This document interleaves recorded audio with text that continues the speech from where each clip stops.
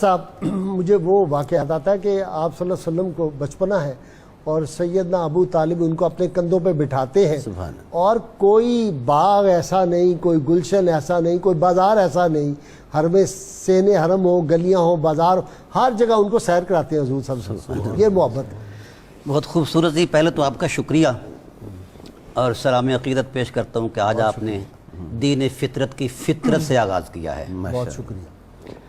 دوسری بات یہ ہے کہ تاریخی شواہد تو حضرات میرے ساتھ ہی دے رہے ہیں۔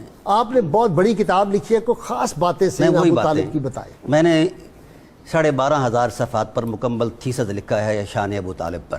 اچھا، اور اس کا پہلا مقدمہ آپ کے پاس ہے۔ اچھا، یہ مقدمہ ہے؟ یہ مقدمہ ہے، کتاب نہیں ہے۔ ٹھیک، اس میں صرف چند معروضی باتیں کی ہیں۔ ٹھیک ٹھیک، میں میرا خیال ہے ابھی دکھائی دوں ناظرین کو، آپ نے بات کر دی۔ یہ ہے جی کتاب ابو طالب اور قرآن عظیم، یہ ڈاکٹر صاحب کی کتاب ہے، یہ میں دکھا رہا ہوں آپ حضرات کو۔ یہ کوئی 900 صفحے کی کتاب ہے، یہ مقدمہ ہے اور مقدمہ ہے، کہہ رہے ہیں 12,000 صفحات میں نے لکھے ہیں، تو ابھی باقی جو ہے وہ والیوم چھپیں گے۔ جی ڈاکٹر صاحب، میں نے تاریخی شواہد پر گھٹ اعتماد کیا ہے، قرآن کی آیات پر کیا ہے۔ سبحان اللہ۔ میں نے ان کی شخصیت کا سارا مطالعہ قرآن سے پیش کیا ہے، ماشاء اللہ۔ اور حیرت والی بات ہے کہ ان کی آغوش محبت میں 4,500 قرآن کی آیتیں نازل ہوئی ہیں۔ واہ، جو شخص اتنا قرآن کو سمجھتا ہو اس کو لا الہ الا اللہ کی 4,500 اچھا، 4,500 آیتیں، صرف 27 صورتیں یہ مدینہ پاک میں نازل ہوئی ہیں۔ ٹھیک، 10 سال تک جتنا نزول قرآن ہوتا رہا، یا حضور ان کی آغوش میں ہوتے یا ان کے پہلو میں ہوتے۔ یعنی 114 کل صورتیں ہیں، ہاں جی، اور ان میں سے آپ کے بقول نہیں 6,666 آیات ہیں نا، ان میں سے 4,500 یہ صورتوں کی بات کر رہے ہیں نا؟ صورتیں تھیں نا 114، ہاں، تو 27 صورتیں جو ہیں وہ مدینہ منورہ میں نازل ہوئی۔ مدینہ منورہ، باقی سارا مکہ میں نازل ہوا۔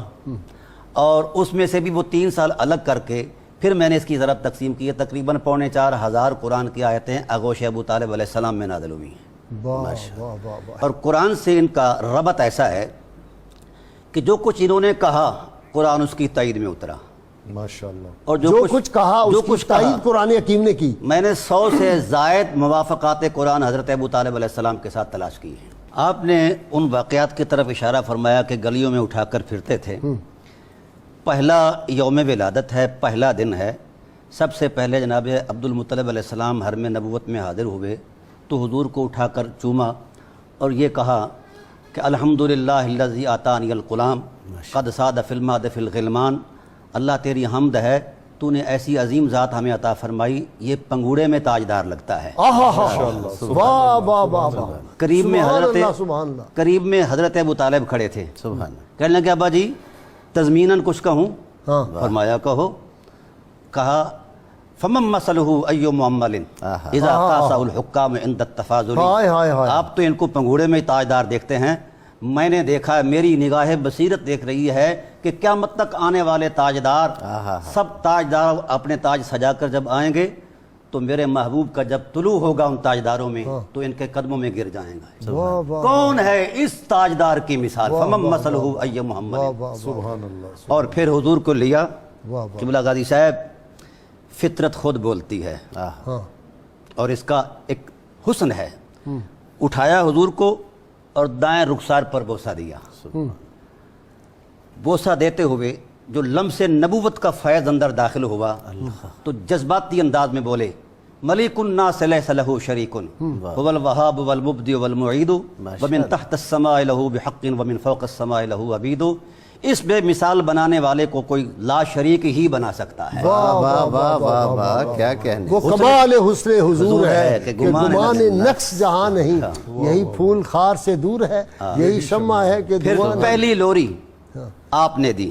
ایک اور شعر، رخ مصطفیٰ ہے وہ آئینہ اب ایسا دوسرا آئینہ، نہ ہماری بزم خیال میں نہ دکان آئینہ ساز۔ جی سبحان اللہ۔ کیا کہ پہلی لوری جناب ابو طالب علیہ السلام نے دی، اور کہتے کیا ہیں حضور کا بایاں رخسار چوم کر۔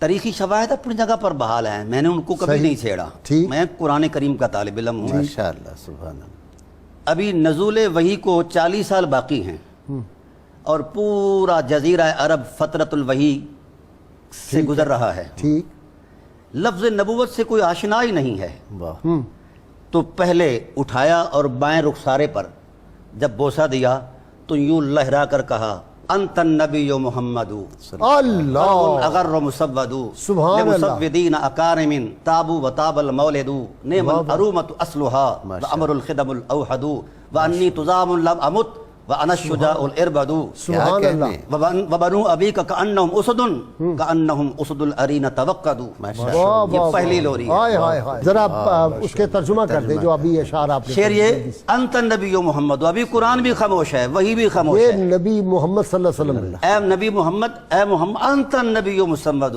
تو صرف نبی نہیں، نبیوں کا بھی سردار ہے. واہ سبحان اللہ، واہ واہ لمسودین اکارم تابو و تاب المولد، تیرے حسن کی وجہ جتنی ہے ہائے ہائے، تو نے جہاں قدم رکھا ہے اس جگہ کو بھی روشن کر دیا. واہ واہ واہ واہ، نعم الارومۃ وصلها، واہ تو ایسا ہی ہونا چاہیے تھا. تیری اصل اور نسل، تیرے اجداد کریم اتنے بلند ہیں کہ آسمان کے ستارے بھی ان کی بلندی کو نہیں پہنچ سکتے. واہ واہ واہ، اور اگر کوئی مجھ سے حوالہ پوچھے کہ میں اپنے حضرت رسول کریم صلی اللہ علیہ وسلم کے خاندان عظما کی کوئی تاریخی حقیقت یا کوئی شواہد بیان کروں، وہ کہتے ہیں کہ میں کوئی تاریخ کا ورق نہیں پلٹوں گا، ہاں میں کوئی علمی شواہد نہیں پیش کروں گا. ہاں، اس حسن عظمت کو بیان کرنے کے لیے امر الخدم الاوحد بطور حوالہ حضرت ہاشم کو پیش کروں. واہ واہ واہ واہ واہ واہ، اور پھر کہتے ہیں رخسارہ چوم، پھر ماتھے پر بوسہ دیا، اچھا، کہا میں دیکھ رہا ہوں. غازی صاحب یہاں قابل غور بات ہے، حضرت ابو طالب علیہ السلام ابھی نہ صاحب وحی ہیں نہ صاحب الہام ہیں. ٹھیک، یہ سارا فیضان کیسے آیا ہے؟ لمس نبوت کا لم نور سے ہے، نبوت مصطفیٰ، نبوت کو. اور کہہ کیا رہے ہیں؟ آنے والے حالات کو دیکھ کر حضور کو جس طرح ہم آزان دیتے ہیں کانوں میں، اس طرح سنا رہے ہیں. وَأَنِّي تُزَامٌ لَمْ أَمُتْ، وہ وقت آئے گا جب کفر کی یلغار سامنے آئے گی تو میں اکیلا سینہ پیش کر دوں گا. واہ واہ، اگرچہ میں بوڑھا ہو جاؤں گا لیکن اے محمد تیرے دشمنوں سے ایسے لڑوں گا جس طرح کچھار میں بیٹھا ہوا شیر اپنی شکار پر دھاڑتا ہے، ایسے ہی اور اسے لڑے. قابو کر لیتا ہے. میں تیرے دشمنوں کو دبوچ لوں گا. اور ایسا ہوا. واہ واہ واہ واہ واہ واہ واہ، جب حضور کو روکتے اور پہلے حضور خود خاموش تبلیغ کرتے، لیکن سید عالم صلی اللہ علیہ وسلم کا یوں بازو پکڑا، کہا چھپ چھپ کے حقائق نہیں بیان کی جاتے. فَاسْدَا بِأَمْرِكَ مَا عَلَيْكَ غِضَاضَةٌ، سبحان اللہ، اٹھ سبحان اللہ، حرم بیت اللہ کے اندر کھڑے ہو کے کہو لا الہ الا اللہ، واہ واہ واہ، واللہ لا يصل الیک بجمعہم حتی اوسد فی التراب دفینا. جب تک میرے وجود میں سانس ہے کوئی آنکھ تیرے طرف نہیں